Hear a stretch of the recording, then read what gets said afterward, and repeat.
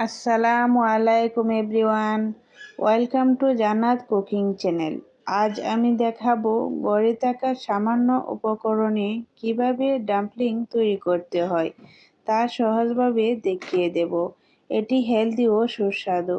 আশা করছি রেসিপিটা সকলেরই ভালো লাগবে। তাহলে রেসিপিতে চলে যাই। চুলায় একটি সসপ্যান বসিয়ে দিয়েছি 1.5 কাপ পানি,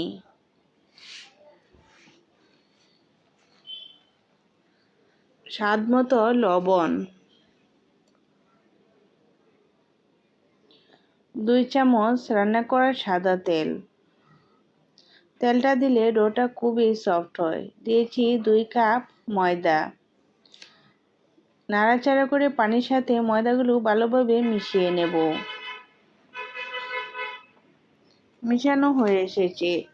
এখন নাড়াচাড়া করে চুলা থেকে নামিয়ে নেব। হাতের সাহায্যে ভালো করে মথে নিচ্ছি। ডাম্পলিং তৈরি করার জন্য একটা ডো তৈরি করতে হবে, খুব সফট, খুব বেশি শক্ত না নরম না, এরকম মাঝারি করে ডোটা তৈরি করতে হবে। যত বেশি মথে নেওয়া হবে ততই সুন্দর হবে। এখন ডোটা তৈরি করা হয়েছে। উপর দিয়ে সামান্য তেল লাগিয়ে ডোটা সাইড করে রেখে দেব পুর তৈরি করার জন্য। এখানে চুলায় একটি প্যান বসিয়ে দিয়েছি 2 চামচ তেল, 1/4 কাপ সিম কুচি করে নিয়েছি। কিছুক্ষণ তেলের মধ্যে ভেজে নিয়েছি। এখন দিয়ে দিচ্ছি খোসা ছাড়িয়ে 2টি ডিম। ডিমগুলো 1 মিনিট রেখে দিব। চুলার আঁচটা মিডিয়াম থেকে একটু কমিয়ে রেখেছি। এখানে দিয়ে দিচ্ছি 1 টেবিল চামচ কাঁচামরিচ কুচি। এখন ডিমটা হয়ে এসেছে, নাড়াচাড়া করে ভেঙে দিয়েছি স্বাদমতো লবণ দিয়ে নাড়াচাড়া করে কিছুক্ষণ ভেজে নেব।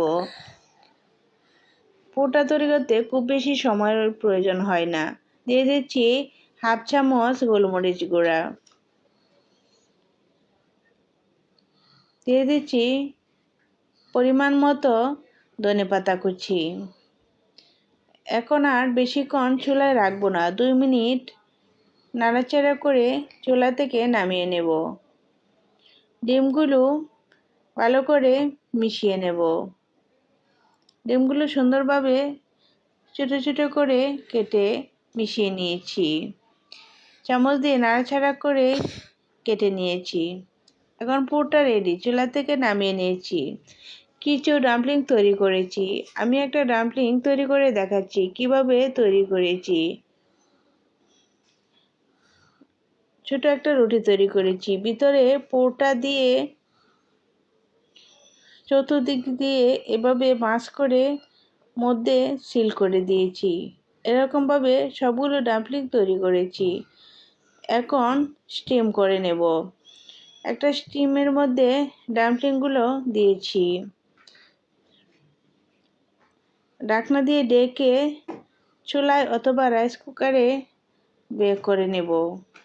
এখন স্টিম করে চুলা থেকে নামিয়ে নিয়েছি। এরকমভাবে ডাম্পলিং তৈরি করলে সবাই পছন্দ করবে। খুব কম সময়েই তৈরি করা যায়, খেতে অনেক সুস্বাদু ও হেলদি। আশা করছি রেসিপিটা সকলেরই ভালো লাগবে। ভালো লেগে থাকলে প্লিজ সাবস্ক্রাইব করে নিন। আল্লাহ হাফেজ।